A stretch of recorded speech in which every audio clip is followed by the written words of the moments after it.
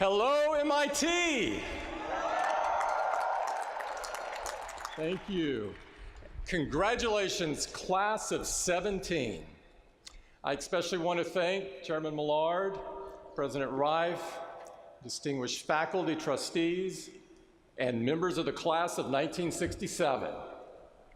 It's a privilege to be with you today, with your families and your friends, on such an amazing, important day. MIT and Apple share so much. We both love hard problems. We love to search for new ideas. And we especially love finding those ideas, the really big ones, the ones that can change the world.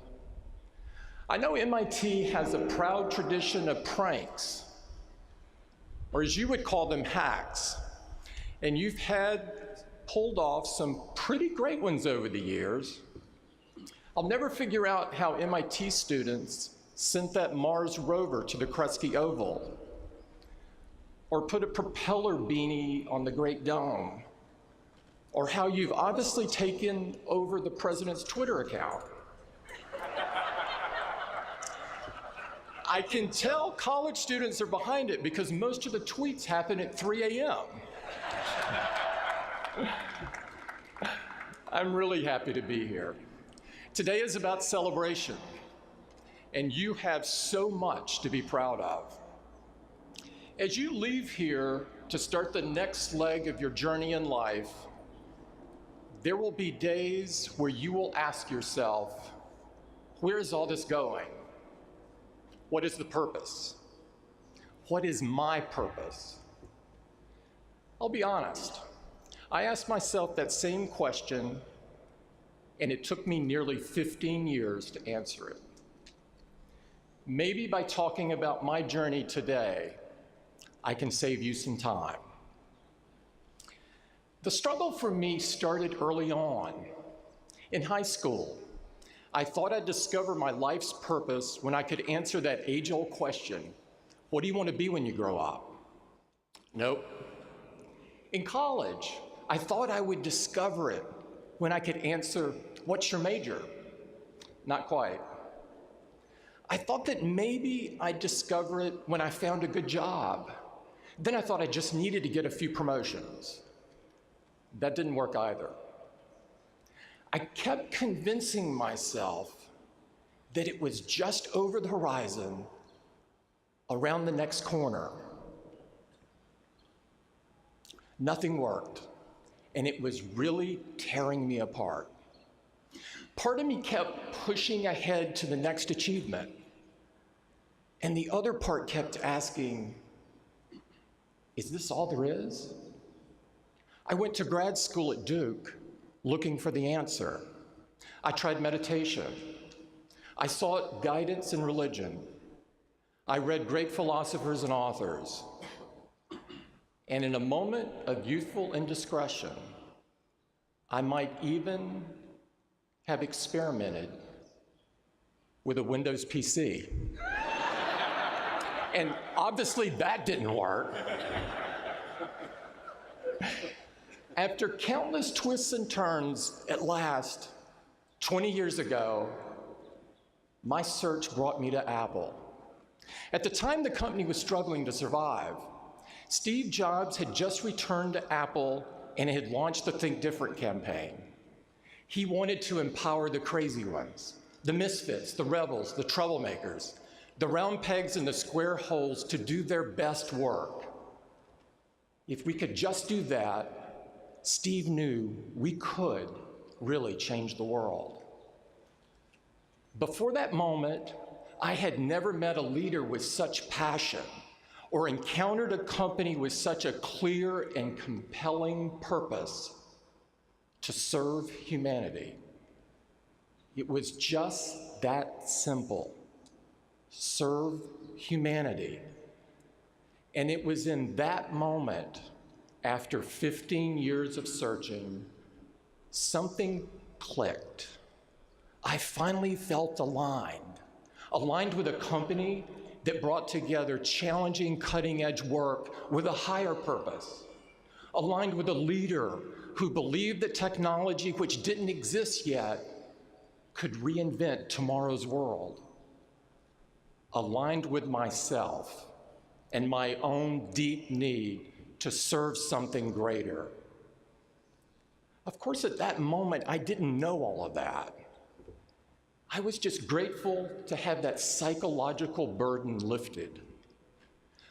But with the help of hindsight, my breakthrough makes a lot more sense. I was never going to find my purpose working someplace without a clear sense of purpose of its own. Steve and Apple freed me to throw my whole self into my work, to embrace their mission and make it my own.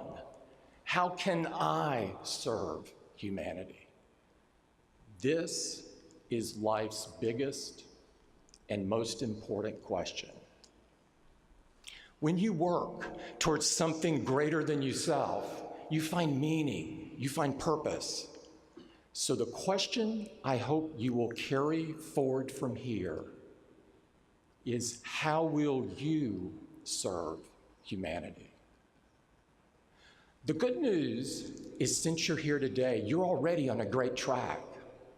At MIT, you've learned how much power science and technology have to change the world for the better.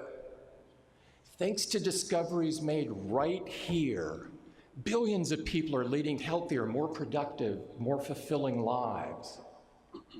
And if we are ever going to solve some of the hardest problems still facing the world today, everything from cancer to climate change to educational inequality, then technology will help us do it. But technology alone isn't the solution. And sometimes it's even part of the problem. Last year, I had the chance to meet with Pope Francis. It was the most incredible meeting of my life. This is a man who has spent more time comforting the afflicted in slums than he has with heads of state. This may surprise you, but he knew an unbelievable amount about technology.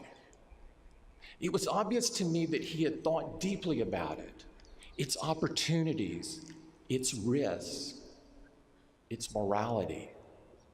What he said to me at that meeting, what he preached really, was on a topic we care a lot about at Apple. But he expressed a shared concern in a powerful new way. Never has humanity had such power over itself, yet nothing ensures that it will be used wisely, he has said. Technology today is integral to almost all aspects of our lives, and most of the time, it's a force for good. And yet the potential adverse consequences are spreading faster and cutting deeper than ever before. Threats to our security, threats to our privacy, fake news, and social media that becomes antisocial. Sometimes the very technology that is meant to connect us divides us. Technology is capable of doing great things, but it doesn't want to do great things. It doesn't want anything. That part takes all of us. It takes our values and our commitment to our families and our neighbors and our communities, our love of beauty and belief that all of our faiths are interconnected, our decency, our kindness. I'm not worried about artificial intelligence giving computers the ability to think like humans. I'm more concerned about people thinking like computers, without values or compassion, without concern for consequences. That is what we need you to help us guard against. Because if science is a search in the darkness, then the humanities are a candle that shows us where we've been, and the danger that lies ahead. As Steve once said, technology alone is not enough. It is technology married with the liberal arts, married with the humanities that make our hearts sing. When you keep people at the center of what you do, it can have an enormous impact. It means an iPhone that allows a blind person to run a marathon. It means an Apple Watch that catches a heart condition before it becomes a heart attack. It means an iPad that helps a child with autism connect with his or her world. In short, it means technology infused with your values, making progress possible for everyone. Whatever you do in your life, and whatever we do at Apple, we must infuse it with the humanity that each of us is born with. That responsibility is immense, but so is the opportunity. I'm optimistic because I believe in your generation, your passion, your journey to serve humanity. We are all counting on you. There is so much out there conspiring to make you cynical. The internet has enabled so much and empowered so many, but it can also be a place where basic rules of decency are suspended and pettiness and negativity thrive. Don't let that noise knock you off course. Don't get caught up in the trivial aspects of life. Don't listen to trolls, and for God's sake, don't become one. Measure your impact on humanity, not in likes, but in the lives you touch. Not in popularity, but in the people you serve. I found that my life got bigger when I stopped caring what other people thought about me. You will find yours will too. Stay focused on what really matters. There will be times when your resolve to serve humanity will be tested. Be prepared. People will try to convince you that you should keep your empathy out of your career. Don't accept this false premise. At a shareholders meeting a few years back, someone questioned Apple's investment and focus on the environment. He asked me to pledge that Apple would only invest in green initiatives that could be justified with a return on investment. I tried to be diplomatic. I pointed out that Apple does many things, like accessibility features for those with disabilities, that don't rely on an ROI. We do these things because they're the right thing to do, and protecting the environment is a critical example. He wouldn't let it go, and I got my blood up. So I told him, if you can't accept our position, you shouldn't own Apple stock. When you're convinced that your cause is right, have the courage to take a stand. If you see a problem or an injustice, recognize that no one will fix it but you. As you go forward today, use your minds and hands and your hearts to build something bigger than yourselves. Always remember, there is no idea bigger than this. As Dr. Martin Luther King said, all life is interrelated. We are all bound together into a single garment of destiny. If you keep that idea at the forefront of all that you do, if you choose to live your lives at that intersection between technology and the people it serves, if you strive to create the best, give the best, do the best for everyone, not just for some, then today, all of humanity has good cause for hope.